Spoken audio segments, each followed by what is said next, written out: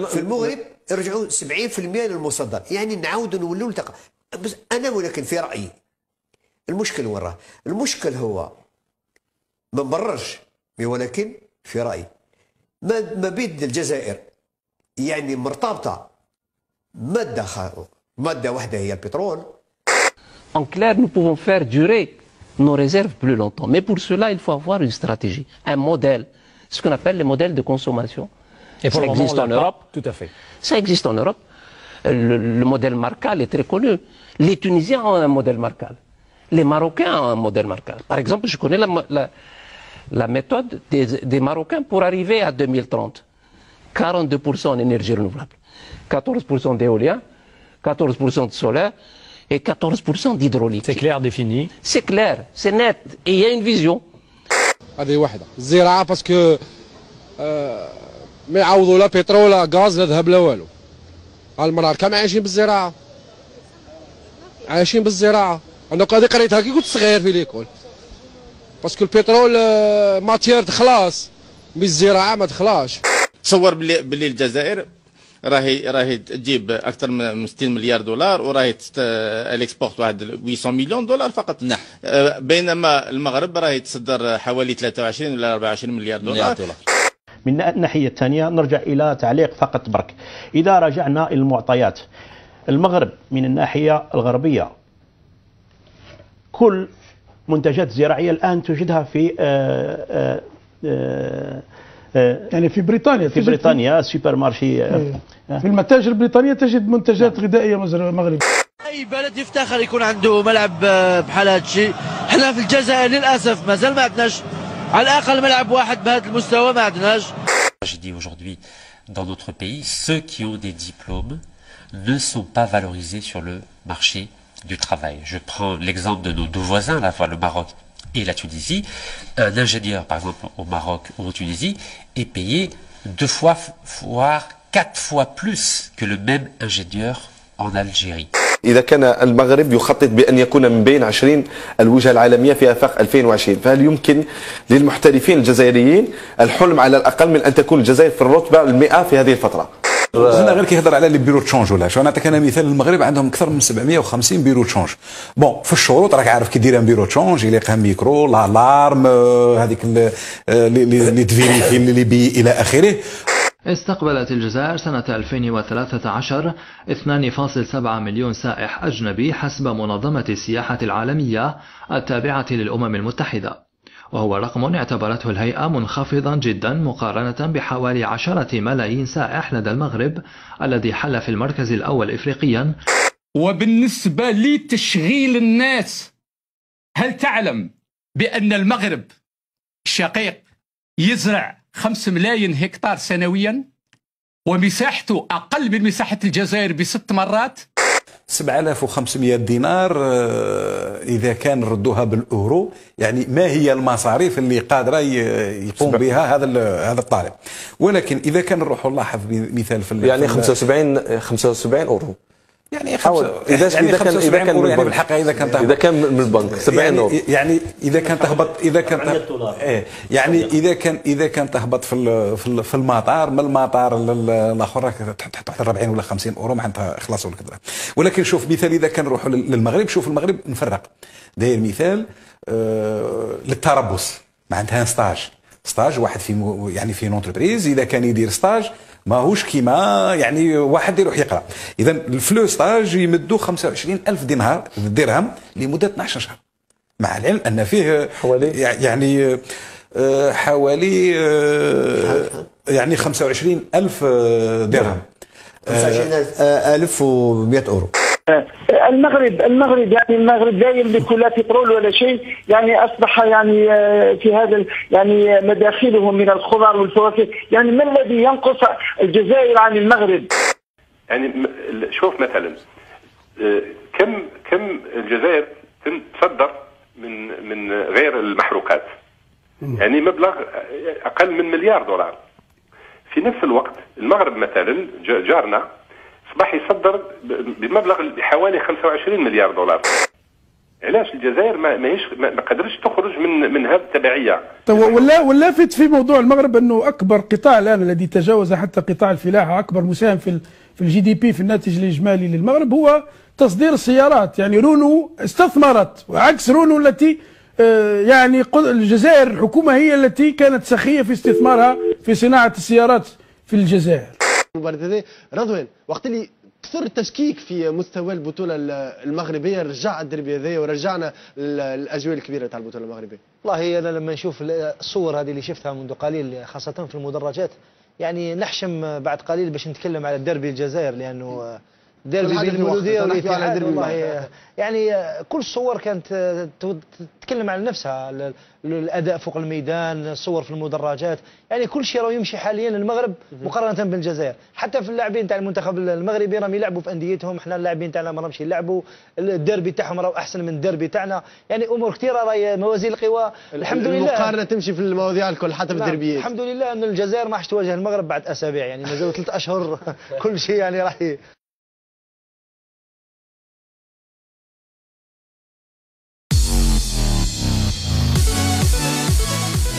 وهنا أقول أن الجزائر تتعامل مع المغرب منذ الثمانينات بارتياح. لماذا؟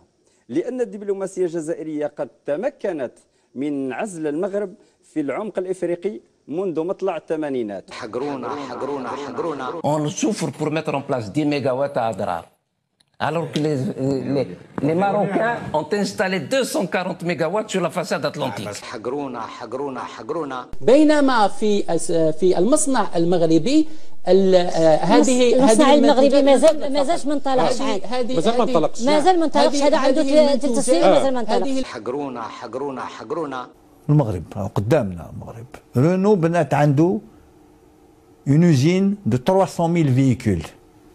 Les 2 tiers à l'exportation. حنا عيطنا رونو قلنا له شحال اروحوا حنا نخلصوا ودرنا لوزين 100% من الانتاج نشريو عليه 25000 قارن 25000 فيكول مع 300000. حقرونا. الباحثون والدكاترة الذين كلفوا برفع تقرير من رئيس الحكومة عبد الملك سلال يقولون المسألة ليست عقائدية، بل الأمر يتعلق بمؤامرة خارجية، ويحملون المغرب مسؤولية تحريض الأقليات في الجزائر. حقرونا.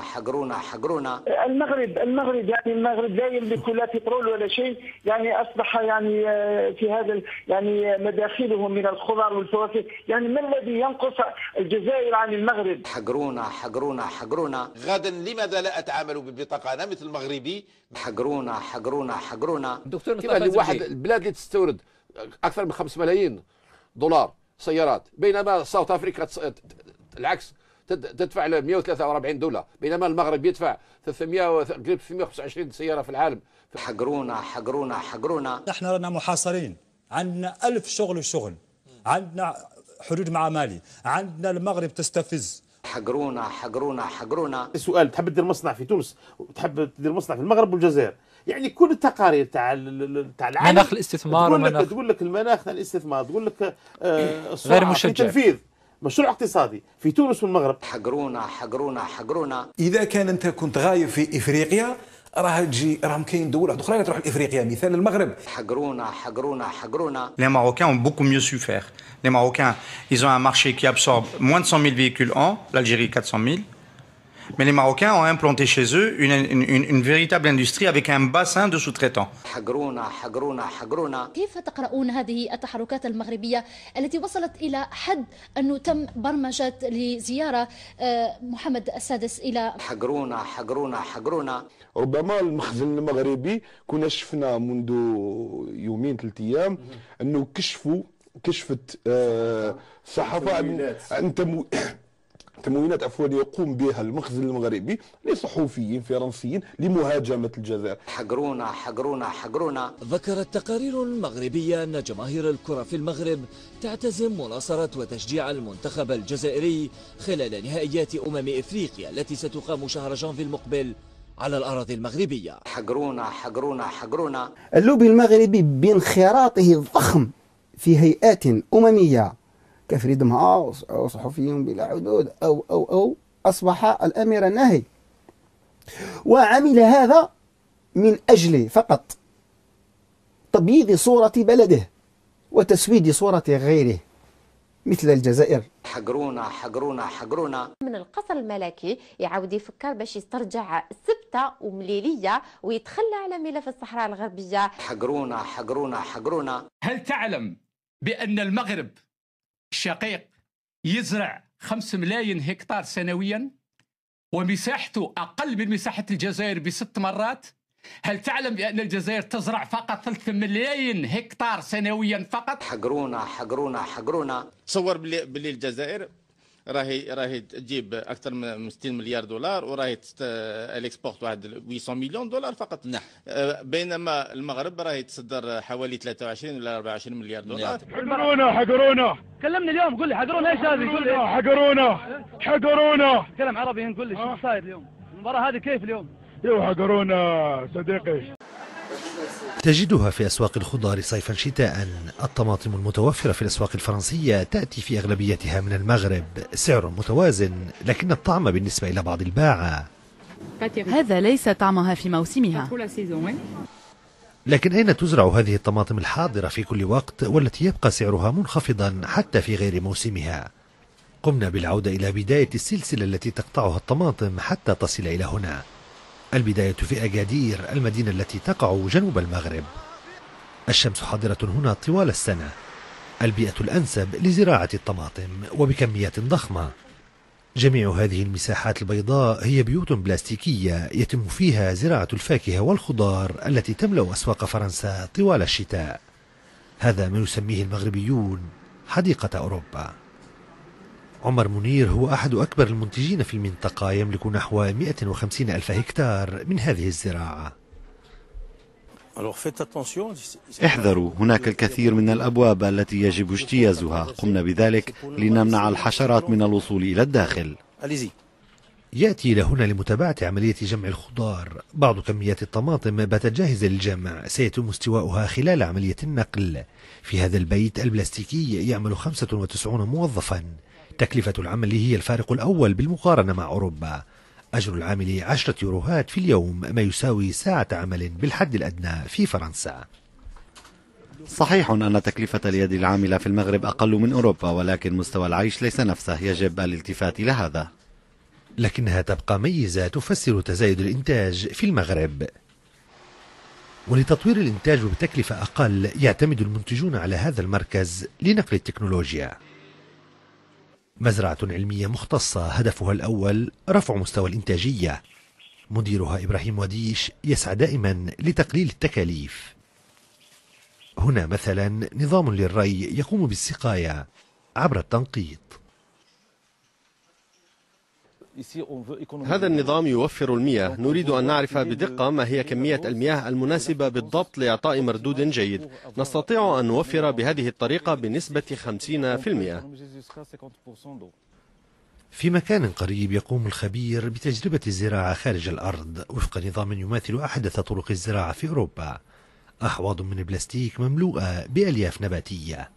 مع هذا التطور في التقنيات تبدو الزراعة في المغرب قادرة على المنافسة. صادراتها إلى فرنسا تضاعفت خلال عقد من الزمن. منتجات تتنوع بتنوع الخضار والفواكه. هنا يقوم عمر منير بتفقد صناديق الخضار المعدة للتصدير. ما نقوم بتجهيزه الآن سيتم تبريده بعد ذلك لينقل مساء. والوجهة هي فرنسا. أما بالنسبة إلى تكاليف النقل فهذه أيضا يحاول المنتجون تخفيضها قدر الإمكان، ما جعلهم يعتمدون أكثر على النقل عن طريق البحر. طريق تستغرق 3 أيام لتصل المنتجات الزراعية إلى أسواق فرنسا. راك تشوفوا كيش راه صار لنا ملي استقلينا وحنا عطشانين، ملي استقلينا والمسؤولين تاعنا المحليين، على خاطر ما نمشيش بعيد، المسؤولين المحليين تاعنا يخدموا على ارواحهم على جيوبهم، سامحين في الشعب هذا، يعرفونا نهار الفوت يجيو يديروا لنا بلبله ويبقاو يفرقوا لنا في الشعب، انت يا خضر وانت يا احمر وانت اصفر. احنا فرحنا بالوالي الجديد اللي جانا هنايا وهضروا له الشعب على الفيلاج هذا. اللي الفيلاج هذا من نهار اللي استقلينا ما كانش واحد اللي خرج ضد البلاد نتاعنا. جا الوالي الجديد وعدنا باش يخدم لنا الفيلاج تاعنا. نوعدكم باللي الفيلاج تاعكم يولي ورده. من النهار اللي مشى راه يستنى في الدراهم يهودوا له من الكاميرا من النازا ولا ما فهمتش انايا. اللي كان ما عندناش حق في البلاد هذه يقولوا لنا ما عندكمش حق. احنا المشكل تاعنا مشكل تاع بطاله، مشكل تاع سكن، ومشكل تاع الماء. هذو ثلاثه اللي يخصوا في البلديه تاع العريشه. لامبورت لو كي يجي رئيس بلديه تاع العريشه يفك هذو ثلاث صوالح. وقضيه تاع المرت، قضيه نتاع السهوب، الارض السهبيه، يقلعوا لنا لا مافيا من هذو ثلاث صوالح. صاي البلديه تاع العريشه ما يخصها والو. لا خاطر علاش؟ الناس موالين والبطالين مساكين راهم يمشوا يرفد فاياج رمله ويدي ذيك 40,000 وقانع بها. ما يخون، ما طلع للجبل، ما يحوس على ماده، ما يحوس يدير لوطو، حوسوا غير قيدني نقيلك. هذا ما كان، هذا هو الشيء اللي راه يخصنا. كاينه حاجه قلتها انايا قدام السيب الخادم وراني نعاود نقولها قدام الشعب على قضيه نتاع الارض العرشيه. علاش ما يسووها لناش؟ احنا رانا عباره عن لاجئين كيما تاع الصحراء الغربيه. غيجي شركه تفوت لك في بلادك ما عندكش حق. يجي المهم تجي الدوله تتمس لك في بلادك ما عندكش حق. اللي رانا ما عندناش حق في الارض هذه يقولوها لنا بصريح العباره ويشوفوا لنا بلاد من نمشوا. الارض العرشيه هذه اللي راها الدوله حاصله فيها، علاش ما يسووناش القضيه نتاعها؟ تمشي للبنكه، الشباب يدير السلفيه تاع البنكه ولا يمشي للونساج ولا اللاكناك ولا يقولوا له جبنا عقد نوطاري. على بالك مقر بلديه نتاع العريشه وين راها البلديه في حد ذاتها؟ ما فيهاش مترا. احنا ما عندناش الملك. يقول لك جبنا الحيازه ما عندناش. الحيازه على الكراجات ما عندناش ملك. اللي سما هذا الشباب اللي جا هذه تاع المزبله هذه راهي هنا الفوق، وراهي هنا ثاني كاينه تحت المزبله هنايا كبيره، راهي تهود حتى المنطقه نتاع ضايا. والضايا هذه مرفوضه عالميا في البيئه والمحيط. البيئه والبيئه هاي ما عندنا لا بيئه لا والو. ما عندنا حتى حياه في هذا القريه هذا. ما عندنا حتى ما واش غادي نقول لك، ما عندي ما غادي نقول لك. كل شيء راك تشوف فيه بعينك. تقدر ترفد الاخر الكاميرا تاعك وتروح للزوبيه هذه وتروح للزوبيه هنا تحت البير. وحنا تحت البير. المشكل تاعنا حنايا راهم هضروا لك عليه ولاد البلاد الاصليين، والصوره كاع يمشوا هذه ويطلعوا الجينيراسيون هذه. ولو ما نحكي لكش عليه لخاطر انا عاده كي درت الريزيدونس يحكاو لك عليه ولاد البلاد كيش راهم عايشين. انا نحكي لك على حاجه ما تخصنيش انا كشخص، تخص كاع المجتمع. حنا عندنا بلديه نتاع سبدو راها تقيس لنا القمامه العموميه نتاع شحال من النسمه، وراهم مدوا البروجي الواحد اللي ماهوش نورمالمون ما يمدوهلاش، ما عندهاش الامكانيات. ولي زاكسيدون اللي راهم صارين تما ما راه سالك لا بكمه، ما راه سالك لا اللي ساكن، ما راه ساكن حتى واحد ما راه سالك. البلاد هذه بلاد شهداء، البلاد هذه بلاد شهداء وسموها على شهيد، وراها ميته البلاد. سموها على الشهيد يعدلوها. 2014 نتمشوا على التراب 58 نجبد حسينه نتاع بترول قاعد مردوم هنايا. علاش راهم يقتلوا فينا حنايا كيها؟ حتى حنا يعاونونا، حنا شباب واليوم راه في عمرنا 60 عام فوتناها هنا في بالحاج بوسيف، ولحقنا على والدينا الشبان وولاو شياب في ذي البلاد وما شافوا والو، وكيفهم حنا ما شفنا والو. حنا يعدلوا لنا البلاد. تقرصك عقرب هنا والله غدا مت هنا، ما عندكش اللوطو والله ما تهود تسبدو. الصحة قضية الصحة ما عندنا والو. عطاونا لي بيلونس داوها للعريشة ورانا قاعدين هنا، والفقراء هنا بزاف والله ما تطيح في العرف لا هو تسبدو. وكنا شباب ولينا شيوخة. فيما يخص الصحة خويا هنا كاين طبيب يجي هنا خطرة في الأسبوع ولا زوج ولا هكذا. لا بيلونس كاينة نتاع الفيلاج وراها ما تخدمش هنا، تمشي للعريشه يدوها للعريشه داوها للعريشه. الاناره هنا منعدمه ما كانش. الطريق هنايا ما كانش.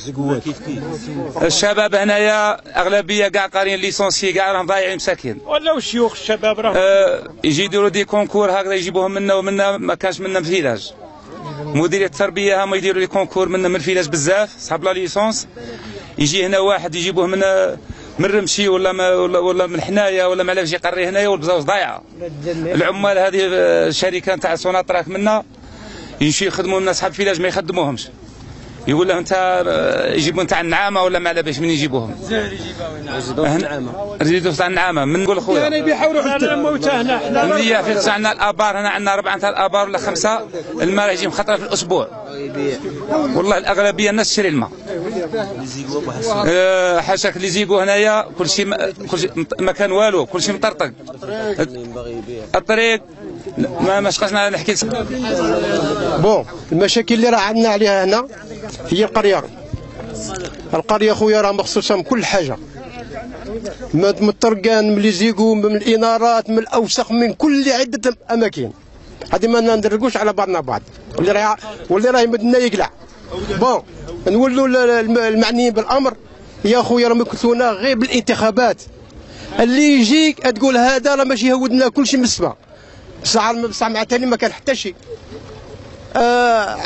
عندنا كيسمع عندنا بون كيسمع الرسائل اللي انا نبعتوها الشاف دايره وللوالي والى اخره. يا اخي ما راهش توصل، سمعتني ولا؟ هاد الرئيس ما راهش توصل. حنا ماذا بينا باش يوصلوا شوفونا كنا دايرين كينا نشوفوا هكذا وهكذا نخلعوا. الله فاحنا ما عندنا والو.